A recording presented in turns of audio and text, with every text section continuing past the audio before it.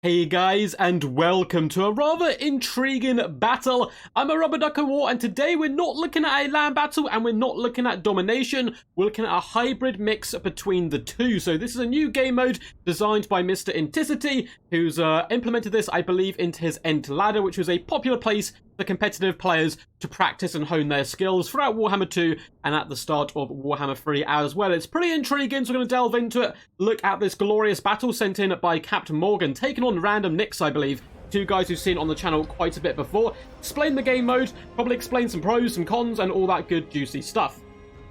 But without further ado, let's start looking at the builds here. So for the forces of the mighty Ogre Kingdoms, we have a load of Gnoblar Trappers in the front, backed up by basic Gnoblars. And if you've seen my Gnoblar only build, you would know I'm a big fan of these little lads. They're so hilarious. I love them with their little saucepan hats, their little spears. They're just all around some good fun characters to bring to the battlefield. But hidden in the trees is the real punch and meat of this Ogre build. We do have some lead belchers hidden down here and a load of Mournfang cavalry. So I know for quite some time people were baying for more Mournfang cavalries in replays to see how good they really are. Well, we've got a load today, a mixture of basic ones and Iron Fists, with a Butcher with Beast Magic, which is pretty interesting to see, coming in with that nice, cheap, and cheerful Flock of Doom. We have a Stonehorn in the back. I believe there's a Hunter riding a Stonehorn, and it should just be a basic Tyrant. There we go, leading the charge here, coming with Arse Belcher and all the other fun and useful abilities. Now, for the forces of Grand Cathay, you may have noticed something more in their force than the Ogres,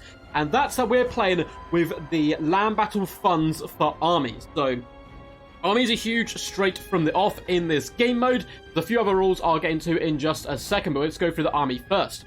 Load of halberds make up the front line, backed up by a bucket ton of peasant archers who are super cost effective in general. We also have some peasant longspearmen to help protect them in the back there.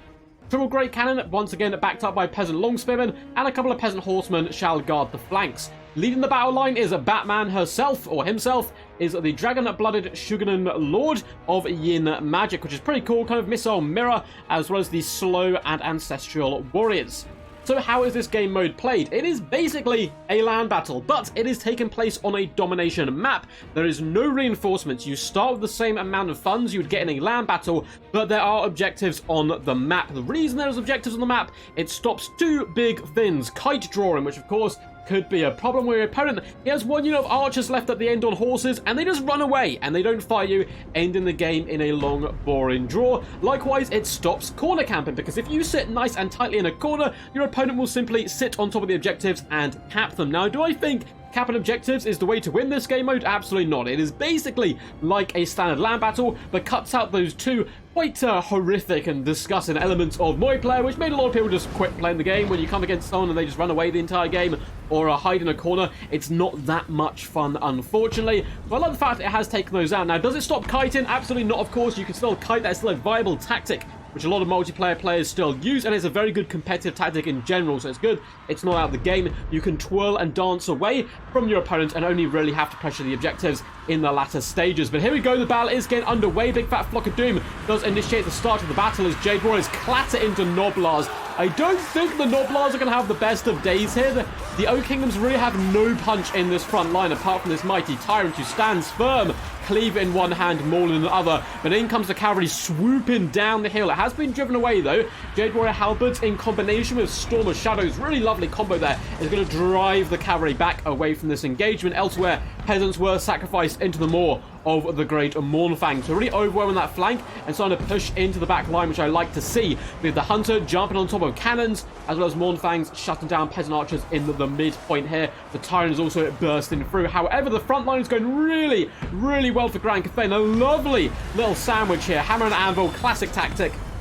Peasant horseman whipped round the flanks and then shattered the back of the Gnoblar spine and formation by doing some lovely rear attacks. We get a lovely Flock of Doom, though, catching out a considerable amount of units, which is quite juicy there. And on the back, it is still an absolute mess. And Mournfang cavalry desperately trying to shut down as many cannons as possible, who are desperately trying to reorganize themselves and do some big crossfire shots. The cavalry is suffering mightily here. Mournfang cavalry, even with the Iron Fist, that gives them 100 armor and a bronze shield, again whittled down here by the peasant archers, as well as the mighty Grand Cannons. And now we have peasant longspearmen starting to surround and bring low the mighty beasties. It's not going to be a good day for them whatsoever. Though the lowly peasant does not have the best stats, they have numbers, and that's got to count for something. Mournfang cavalry are swooping through the trees to try to rear attack the enemy where possible. And if we have a little look in the back, but it looks like there has been some kite running and gunning style of play from the Ogre Kingdom. So we're trying to pull back with lead belchers and obliterate Jade Warrior Halberds, who are getting nice and aggressive. However, the Cathay player needs to realize they have some peasant horsemen here. They can easily whip up and around and bomb rush the lead belchers. It looks like that's just what they do. Charge forward, mighty peasants of Grand Cathay. Slaughter the beasts and bring down their war machines. That's going to be a really lovely charge. Lead belchers are very squishy in general, and even the lowly peasant horsemen should be able to overwhelm them, though there are Noblar trappers nearby for support. Who knows, there may be some help yet. Noblars continue to scrap in the middle, coming back more and more. Big fat upgraded Flock of Doom does go down. That's going to embolden the Tyrant to continue to fight, as well as the Hunter coming in. Hunters have huge amounts of armor, so even the Peasant Longswordmen can struggle to take down such a majestic and beautiful beasties. Cavalry is being driven away. It looks like the peasants have swarmed over their own artillery pieces, forcing the cavalry to retreat backwards into the trees once more. There is a couple of Grand Cannon troops they could wrap up who have come back into the main fight, but the peasant longswordmen trying to form a death wall where the cavalry cannot push through. Grand Cannons are back online once more. The main infantry fight certainly went in the way of Grand Cathay, though Noblars are still scrapping all across the battlefield. And the fact this Stonehorn's still alive is very problematic. It has the ability to tear out and break the hearts of the Grand Cathay people. Tyrant is doing a decent job as well. He's a bit of a tanky lad, and he's up to a decent amount of kills, though. He's been certainly outdone by the Hunter, up to 106 so far. Very impressive work. Now, as you can see, the Grand Cathay player can just apply a cheeky amount of pressure, going for a big old fat triple cap. Oh, no, it looks like it's going to be a double cap in the end, and that is going to start setting the timer for this game. And kind of put a little bit more emphasis on attack for both players. I think that's kind of what the objectives are about in this game mode. Mournfang cavalry still bouncing up and around. The Stonehorn is devouring the enemy, just gobble, gobble, gobble, eating those Jade Warriors who are currently terrified and running for their life. Mournfangs charge headlong in, driving through the peasants and summoned ancestral warriors to shut down that Grand Cannon and just obliterate its crew with a nasty amount of big old hammers to the head and farts to the face. Do we have that Mournfang cavalry coming back from over here? Looks like one unit could come back. Needs to jump on that Grand Cannon crew. But it does look like the Ogres are massively running out of steam here. They have less objectives, and they are losing at the infantry fight. Peasant archers going to continue to rain in shots as the mighty Stonehorn pushes in with the Tyrant, looking to actually assassinate the enemy general. Now, the lead belchers are online once more. A load of friendly fire does come in from them to hit the Hunter. Dragonblighted Lord may well get dragged down here. Ancestral warriors are summoned for been ages. Do they not have a timer on them or something? They do not want to die. They're coming in to drag down some of these Mournfang cavalry. Now we get a nice little bit of Flock of Doom action once more. Very impressed with the Butcher so far, up to 85 kills. Not shabby whatsoever. If we can see an assassination on this Lord, it could cause big problems for Grand Cathay leadership and they'd start breaking all around the battlefield. However, the Ogre player needs to take in mind there are still objectives in this game mode. And objective 2 and 3 are currently being held by Grand Cathay. Now, the Peasant Archers are going to be unleashing hell upon the Lead Belchers. Really fantastic target. Lead Belchers are very squishy. They're quite brittle cannons.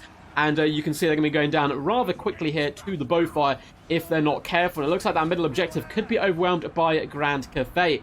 Now, as this battle kind of enters a bit of a lull here, overall, I really like this game mode. I think it's quite fun. It's exciting. I haven't seen too much of it, so if you guys do play this game mode a little bit more, let me know. Send in some replays, and I'll happily look at them. As I think the verdict's still out on if this game mode is going to be, you know, a new big thing in the multiplayer scene, or if it's just a idea which still needs work. Now, all round, I think it does improve on basic land battles due to the fact it stops you from being able to, as we said before, start battle, kite draw, and camp in corners and all that good stuff. I still think a lot of stuff people don't like, such as just general, like, you know, mass kiting and so on, it's not absolutely viable here. So that's a pro and a con. Some players love that gameplay, some players hate it, and I think you're going to feel the same way about it in this game mode, though you can apply a bit more pressure and give a bit more urgency to your opponents by going after the objectives. Particularly if you go after them early, I think it can really drive the enemy to get a little bit more active in the game, which I think is only a good thing. So I think definitely game mode's got a lot more positives than it does negatives. And I'd like to see what you guys think in the comments down below. We can always give some feedback to the mighty Entity if we get a lot of feedback and stuff, and good points and so on.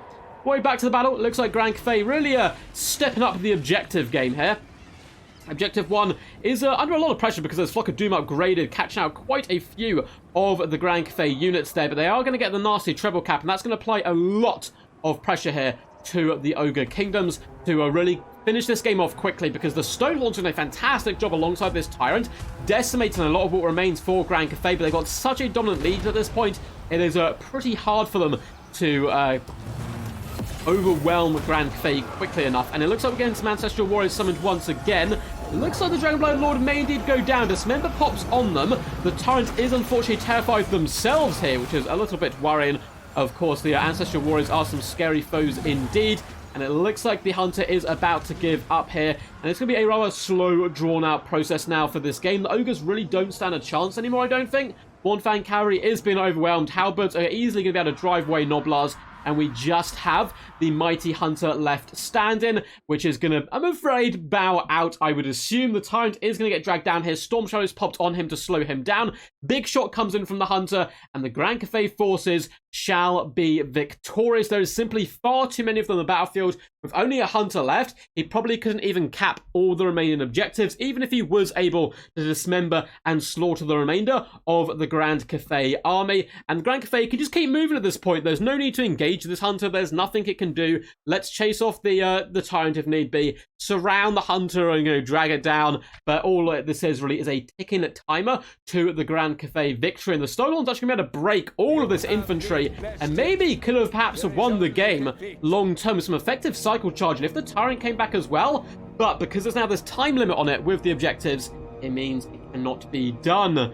That's pretty awesome stuff. Hope you guys enjoyed. It's pretty fun to cast. It's obviously a very different style of game mode, but a mixture hybrid there between land battles and domination. Let me know what you think down below. Hope you guys enjoyed. Until next time, peace, peace. And as always, stay awesome. But before then, if you guys did enjoy the video, make sure to like, subscribe, comment, and all that good, juicy stuff. And I hope to see you all again in the future soon. Bye-bye now.